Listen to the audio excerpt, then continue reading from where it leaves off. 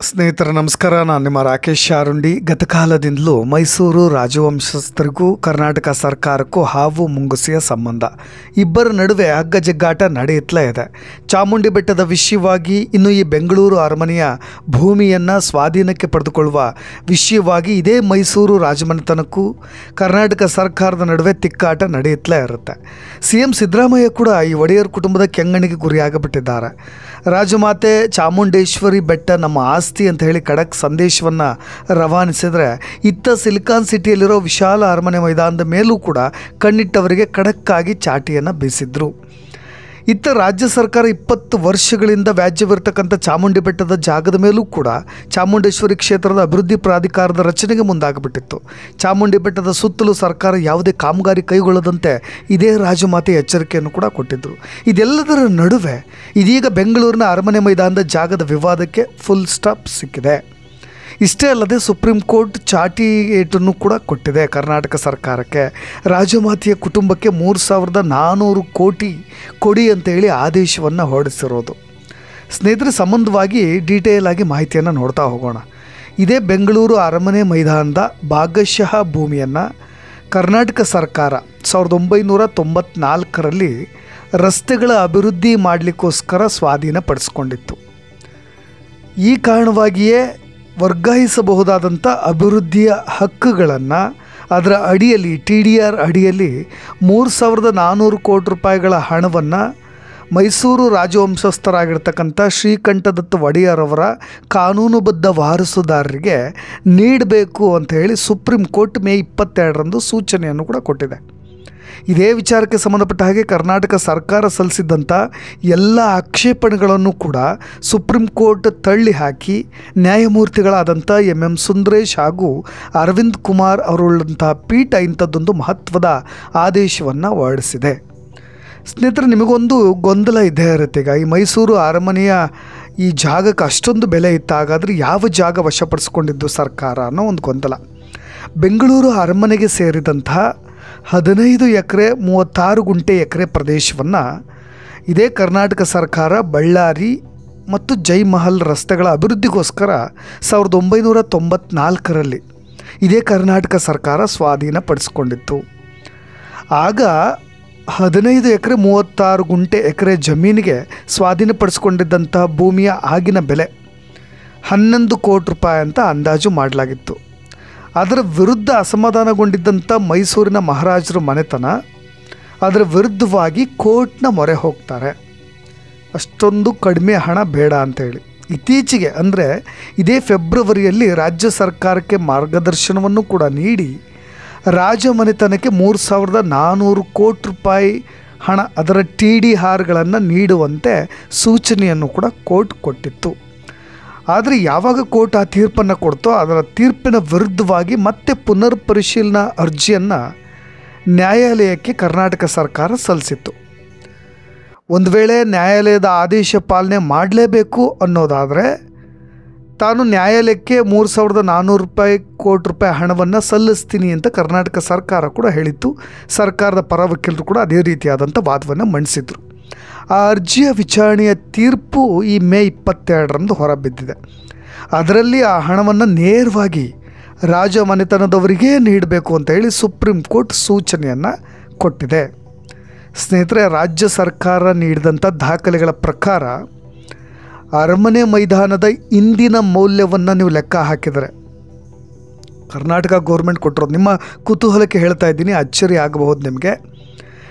ಇಂದಿನ ಮೌಲ್ಯವನ್ನು ಲೆಕ್ಕ ಹಾಕಿದರೆ ಇದೇ ಪ್ಯಾಲೇಸ್ ಗ್ರೌಂಡ್ ಒಟ್ಟಾರೆಯಾಗಿ ಪೂರ್ಣ 462 ಎಕರೆ ಭೂಮಿಯ ಸ್ವಾಧೀನಕ್ಕೆ 1 ಲಕ್ಷ ಕೋಟಿ ರೂಪಾಯಿಗಿಂತ ಹೆಚ್ಚಿನ ವೆಚ್ಚವಾಗುತ್ತೆ ಅಂತ ಹೇಳಿ ಅಂದಾಜು ಮಾಡಲಾಗಿದೆ.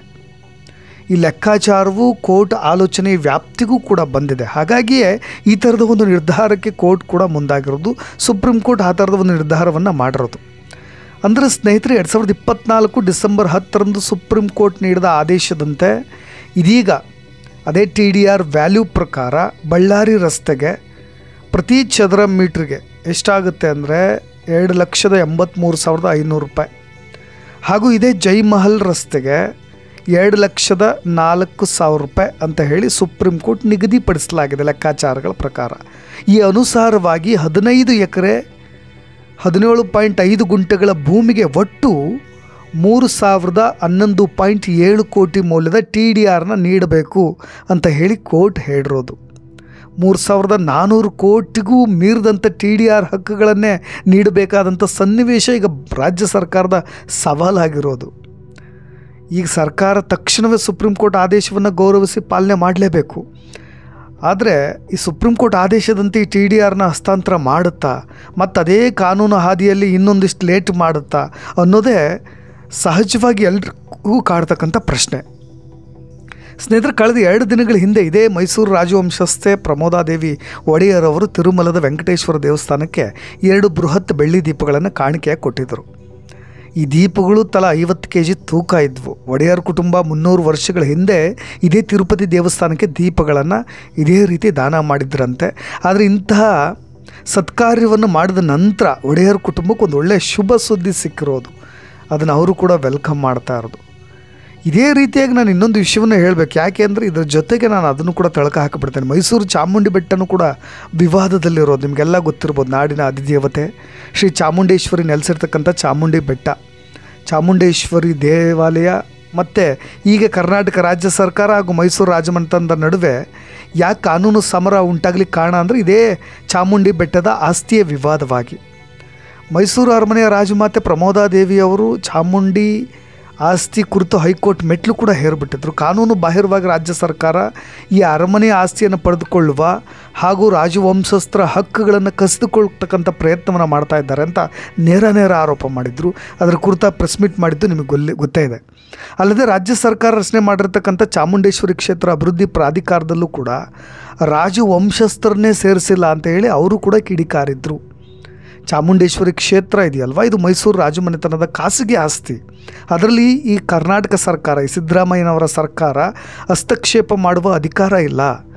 ಒಂದು ವೇಳೆ ಪ್ರಾಧಿಕಾರದ ರಚನೆಯಿಂದ ಆದರೆ ಈ ಪ್ರಾಧಿಕಾರ ರಚನೆ ಮಾಡಲಿಕ್ಕೆ ಸಿದ್ದರಾಮಯ್ಯನವರ ಸರ್ಕಾರ ಮುಂದಾಗಿತ್ತಲ್ವ, ಆ ಪ್ರಾಧಿಕಾರ ರಚನೆ ಆದರೆ ಕ್ಷೇತ್ರದ ಆಸ್ತಿ, ವಜ್ರ ವೈಡೂರ್ಯ ಸರ್ಕಾರದ ಸುಪರ್ದಿ ಹೋಗುತ್ತೆ. ಕ್ಷೇತ್ರದ ಧಾರ್ಮಿಕ ವಿಧಿವಿಧಾನಗಳು, ಸಂಪ್ರದಾಯಗಳಲ್ಲಿ ಸರ್ಕಾರದ ಹಸ್ತಕ್ಷೇಪ ಬಂದುಬಿಡುತ್ತೆ. ಚರ ಮತ್ತು ಸ್ಥಿರ ಆಸ್ತಿಗಳಲ್ಲಿ ಬದಲಾವಣೆ ತರಲಿಕ್ಕೆ ಕರ್ನಾಟಕ ಸರ್ಕಾರ ಮುಂದಾಗಿಬಿಟ್ಟಿದೆ. ಪ್ರಾಧಿಕಾರದ ರಚನೆಗೆ ಮಧ್ಯಂತರ ತಡೆ ನೀಡಬೇಕು ಅಂತ ಹೇಳಿ ಮತ್ತೆ ಕೋರ್ಟ್ ಮೊರೆಯನ್ನು ಕೂಡ ಇದೇ ಪ್ರಮೋದಾದೇವಿ ಒಡೆಯರ್ ಅವ್ರು ಹೋಗಿದ್ದರು. ಅಷ್ಟಕ್ಕೂ ನಿಮಗೆ ಕೊನೆಯದಾಗ ಒಂದು ಕ್ಲಾರಿಟಿ ಕೊಟ್ಟುಬಿಡ್ತೀನಿ. ಪ್ರಾಧಿಕಾರ ರಚನೆ ಆದರೆ ಚಾಮುಂಡಿ ಬೆಟ್ಟದ ಆಸ್ತಿಗೆ ಏನು ಪೆಟ್ಟು ಬೀಳುತ್ತೆ ಅಂತ. ಆ ಪ್ರಾಧಿಕಾರ ಏನು ಹೇಳುತ್ತೆ ಅಂದರೆ, ಒಂದು ವೇಳೆ ಈ ಪ್ರಾಧಿಕಾರ ರಚನೆ ಆಗಿಬಿಟ್ರೆ ಅಲ್ಲಿನ ಅರ್ಚಕರು ಸೇರಿ ನೌಕರರನ್ನ ನೇಮಿಸುವಂಥ ಅಧಿಕಾರವೂ ಕೂಡ ಸರ್ಕಾರಕ್ಕೆ ಇರುತ್ತಂತೆ.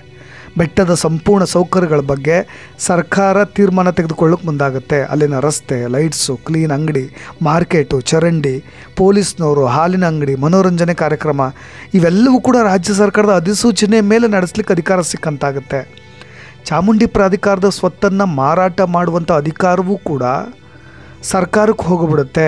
ಯಾವುದೇ ಆಸ್ತಿಯನ್ನು ಮಾರಾಟ ಮಾಡೋದು, ಬಾಡಿಗೆ ಕೊಡೋದು, ಎಕ್ಸ್ಚೇಂಜ್ ಮಾಡ್ಕೊಳ್ತಕ್ಕಂಥ ಅಧಿಕಾರ ಇವೆಲ್ಲವೂ ಕೂಡ ಸಿದ್ದರಾಮಯ್ಯನವರ ಸರ್ಕಾರಕ್ಕೆ ಹೋಗುತ್ತೆ. ಅದಕ್ಕೆ ಅಧ್ಯಕ್ಷರಾಗಿ ಕೂಡ ನಿಗಮ ಮಾಡ್ಕೊಂಡಿದ್ದಾರಲ್ವ, ಅದರ ಅಧ್ಯಕ್ಷರು ಕೂಡ CM ಸಿದ್ದರಾಮಯ್ಯನವರು ಆಗ್ತಾರೆ.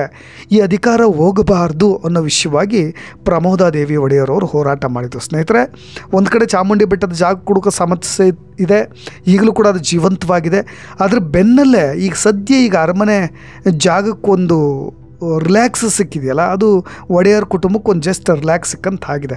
ನೋಡೋಣ ಏನೆಲ್ಲ ಬದಲಾವಣೆಗಳಾಗಬಹುದು ಅನ್ನೋದ್ರ ಕುರಿತಾಗಿ ಮತ್ತೊಂದಿಷ್ಟು ಅಪ್ಡೇಟ್ಸ್ಗಳೊಂದಿಗೆ ಮತ್ತೆ ಬರ್ತೀನಿ. ನಾನು ರಾಕೇಶ್ ಆರುಂಡಿ. ಧನ್ಯವಾದ.